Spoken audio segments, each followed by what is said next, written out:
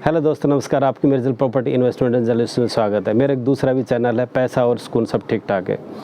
आज का हमारा टॉपिक मैरिज पर रहेगा, मैरिज स्टेबिलिटी। किस तरह से मैरिज को स्टेबल रखा जाए। आजकल के सिनेरियो में आप देखते हो कि 2-4 साल शादी चलती है, उसके बाद कोई न कोई कॉन्फ्लिक्ट आ जाता है और यहाँ तक कि भाई तलाक तक नौबत आ जाती है। तो उस चीज़ को हम अवॉइड करने के लिए कैसे क्या करें। देखो, सबसे पहली बात तो ये है कि दोनों का IQ लेवल लगभग सेम होना चाहिए। IQ अगर सेम है तो उसमें ज़्यादा दिक्कत नहीं आएगी। आपकी एजुकेशन भी लगभग सेम होनी चाहिए। दोनों ही पार्टनर एक दूसरे को 10-15 ईयर से नॉन होने चाहिए। अगर दोनों पार्टनर एक दूसरे को नहीं जान रहे तो परिवार वाले कम से कम एक दूसरे को भाई 10-15 ईयर से जाने। और शादियाँ भी विदिन 500 किलोमीटर से होनी चाहिए, क्योंकि ऐसा है एक दूसरे को हम काफ़ी दिनों से जानते हैं। तो उसमें क्या रहेगा कि हम उनकी हैबिट्स को, उनके साइको नेचर्स को, उसको हम अच्छी तरह जान पाएंगे। सबसे मेन पॉइंट ये है, किसी तरह का साइको इंस्टिंक्ट्स किसी तरह से बच्चे में हैं तो वो शादी ज़्यादा लंबी चलने का चांसेस नहीं है, क्योंकि देर सवेरे और किसी तरह का भाई कॉन्फ्लिक्ट क्रिएट हो जाता है और शादी डिस्टर्ब हो जाती है। तो सबसे पहले मैं ये कहना चाहूँगा कि भाई जब भी आप शादी करते हो तो चीज़ों को, छोटी छोटी चीज़ों को इग्नोर करो और अहम इस तरह से ईगो पाल के मत रखो। और एक इस हिसाब से शादी को चलाओ कि भाई हम मतलब एक दूसरे के रेस्पेक्ट के लिए और एक दूसरे का ख्याल रखने के लिए हैं, न कि एक दूसरे की टांग खींचने के लिए। तो मेरा ये है कि भाई दोनों पार्टनर की अगर एजुकेशन सही है, IQ लेवल सही है, फाइनेंशियल स्टेटस लगभग सेम है, विदिन 500 किलोमीटर विसिनिटी है, तो शादी अच्छी चलने के चांसेस है। देखो क्या होता है कि भाई हर किसी का माइंड का सोच अलग होता है, और क्या है कि भाई उसमें इस तरह की माइंड में एक हार्ड डिस्क बिल्टअप होती है। तो शुरू में तो क्या होता है कि लव अफेयर्स वगैरह भाई नेचुरल चीज़ें, एक दूसरे का अट्रैक्शन होता है, लेकिन कुछ टाइम जैसे निकलता है तो वो इंस्टिंक्ट उभर के आते हैं। तो मेरे कहने का मतलब कि हार्ड डिस्क जो किसी का अगर नेचर में कोई चीज़ बिल्टअप है, तो जब तक प्रेशर रहेगा, यानी कि जब तक एक तरह की किसी तरह का दबाव रहेगा या भाई नेचुरल अट्रैक्शन रहेगा, तब तक तो ठीक है। लेकिन जैसे ही प्रेशर हटेगा तो उसकी जो ओरिजिनल थॉट्स हैं, ओरिजिनल जो उसकी मेंटलिटी वो सामने आती है। जब ओरिजिनल मेंटलिटी सामने आती है तो एक दूसरे को टॉलरेट करना मुश्किल हो जाता है। देखो, ये आप आजकल देखते हो कि आजकल क्या है कि पहले ज़माने में परिवार वाले, नेबर्स वगैरह या भाई पंडित जी वगैरह जो भी फाइनल कर देते थे, अरेंज मैरिज हो जाती थी, ज़्यादा चलता था, ज़्यादा मैरिज चलती थी। आज की तरह इच्छाएं ज़्यादा नहीं थी और नहीं इतनी ज़्यादा अवेयरनेस थी, तो एक दूसरे को टॉलरेट कर लेते थे, मैरिज अच्छी। लेकिन आजकल क्या है कि फाइनेंशियल इंडिपेंडेंस होगी, अवेयरनेस होगी, हर किसी को अपनी इंडिपेंडेंसी चाहिए। और उस इंडिपेंडेंसी में क्या है कि एक दूसरे पे मतलब अधिकार जमाने वाली बात ख़त्म हो गई है, और एक दूसरे को अंडरस्टैंड करके और लाइफ को आगे चलाना है, ये चीज़ अच्छी रह गई है। तो देखो आजकल तो क्या है, ऐसा हो गया है कि कोई रिश्तेदार वगैरह, फ्रेंड सर्कल भी लाइफ पार्टनर के बारे में एक दूसरे का भाई रिश्ते के लिए बिल्कुल इंटरेस्टेड नहीं होते, क्योंकि वो चाहते हैं कि कल ने अगर मैरिज ख़राब है तो ब्लेम हमारे ऊपर आएगा। तो ये सब चीज़ें ऐसी है कि भाई अभी एक दूसरा सिनेरियो क्रिएट हो गया है, और उसमें इंडिविजुअल को खुद ही एक तरह से सर्च करना होगा और खुद ही भाई अपना डिसीज़न लेना होगा। दूसरे पे किसी बात को थोपने की गुंजाइश नहीं है।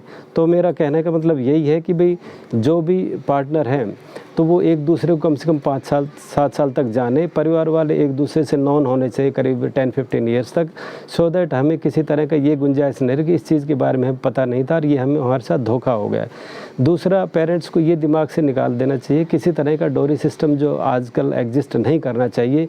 ये डोरी सिस्टम भी एक तरह से आप लगा लो कि 40-50% मैरिज कॉन्फ्लिक्ट्स क्रिएट करता है। तो इस चीज़ का भी ध्यान रखो। मन में पहले सोच ये होनी चाहिए, किसी तरह की डोरी की एक दूसरे से एक्सपेक्ट करने का किसी तरह की गुंजाइश नहीं होना चाहिए।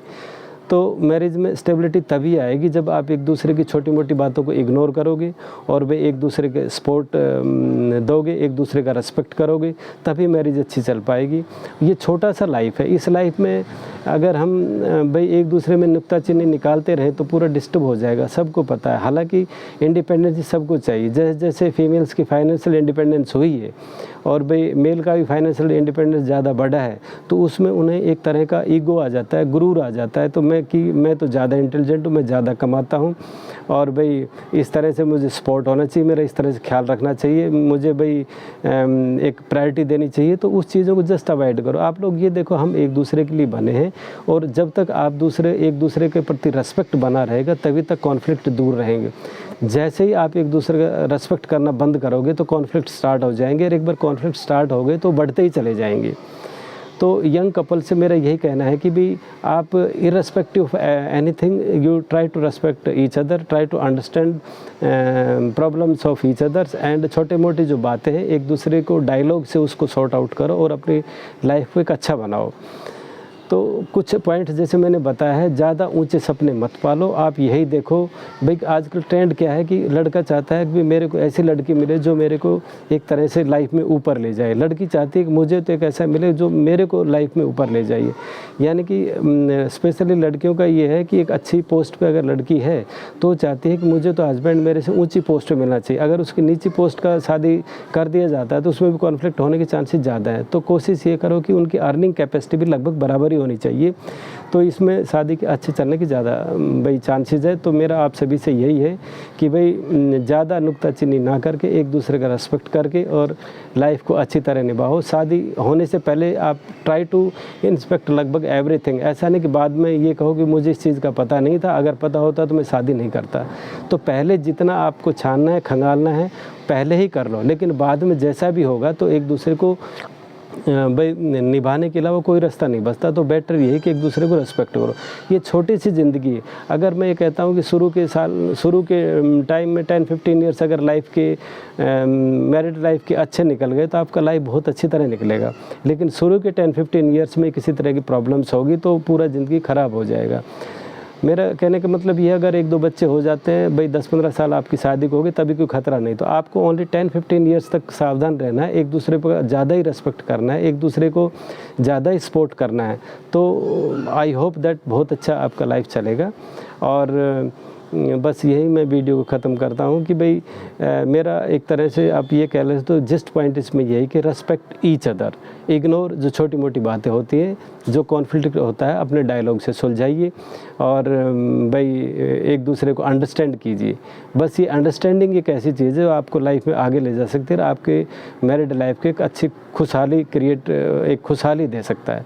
तो hope for that your married life will go very peacefully and that prosperous. यही मेरी भाई एक तरह से कामना है, एक अच्छा जीवन आप व्यतीत करो। Thank you very much. Thank you.